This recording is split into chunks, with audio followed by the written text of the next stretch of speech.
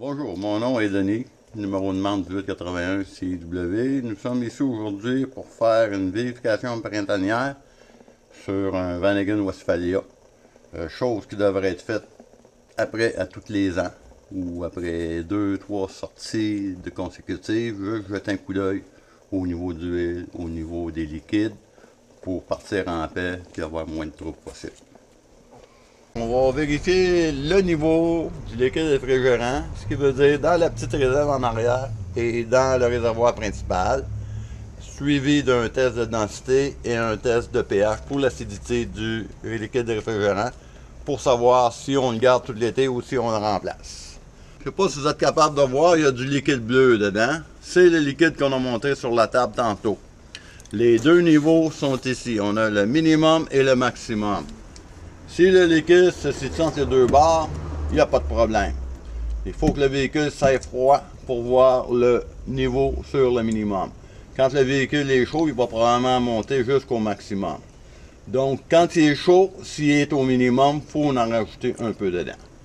Un coup qu'on a fait l'ajout de liquide, on remet le bouchon. Pas besoin de serrer ça très fort, juste pour dire pour qu'il dévisse. Deuxième vérification pour le liquide réfrigérant, c'est le réservoir principal. Lui contient le trop plein de ce réservoir-là. Quand le véhicule est chaud, va s'en aller dans le petit qui est ici. Et vice-versa. S'il y a besoin de liquide, il va le prendre là aussi. On a le bouchon de pression et juste en arrière qui est dur à voir. C'est la petite sonde qui fait allumer votre petite lumière rouge sur le cadran de température. Pour le moment, je n'ouvrirai pas le bouchon parce qu'il faudrait partir le véhicule pour pas que les liquides réfrigérants tombent à terre. Puis le bouchon, on n'enlève jamais le bouchon quand le véhicule est chaud, toujours quand le véhicule est froid. La densité et l'acidité, pour aujourd'hui, on va le prendre dans le petit réservoir, ça va être plus facile pour vous de voir les résultats. On a ici un hydromètre qu'on va trouver partout, Canadian Tire, Walmart, les autoparts. Ça sert à vérifier le point de congélation du glycol. Il y en a qui vont le point d'ébullition, mais le point d'ébullition, on n'en a vraiment pas besoin. Fait que le principe, c'est s'assurer qu'il est propre, le mettre dans le liquide, puis arrêter la petite barre en haut. Là, on plie la hose pour pas qu'il rentre d'air dedans. Et on a notre température qui est environ 30 degrés, moins 30 Celsius. Entre moins 30 et moins 36, ça fait la job. 90% des West passent l'hiver dans le garage. Mais à moins 30, là, ça ne gèlera pas non plus. Et on le remet dedans. Le fabricant recommande le remplacement du liquide à tous les 2 ans. Mais avec le temps, on s'aperçoit que le véhicule roule à peu près 4-5 mois par année. Ce qui veut dire que souvent, le liquide réfrigérant va être bon pour plus longtemps. Si on a des doutes, il existe un test avec une petite bandelette ici pour vérifier l'acidité du Prestone. Puis en même temps, qui va vérifier la densité du Prestone, qui fait les deux choses. Ça, vous allez trouver ça dans les centres de pièces d'auto. Vous pouvez le commander aussi sur Amazon en petite quantité. Ça, c'est la quantité pour les garagistes. C'est simple, on n'a même pas besoin de se salir les doigts. On le prend, on le laisse tremper.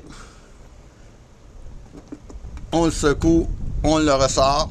Et on attend à peu près 30 secondes. Voyez-vous, là, les couleurs ont changé. Ça, c'est les couleurs, c'est les résultats que j'ai eu. Puis la bandelette, quand elle n'a pas été vérifiée, est de ce couleur-là. Fait que celle-là est neuve, elle n'a pas servi. Fait qu'après une trentaine de secondes, on prend le récipient. Et ici, on a notre point de congélation et on a notre test d'acidité. Le point de congélation, c'est le premier. OK? Il est à peu près à 50%. OK? 50%, le point... Normalement, c'est en degrés Fahrenheit ou Celsius, mais eux autres, cette compagnie-là, disent de le faire à 50%.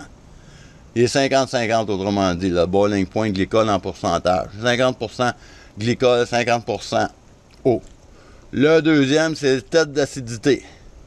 Voyez-vous que l'acidité est parfaite, là. On a 11, là. On peut aller jusqu'à 7.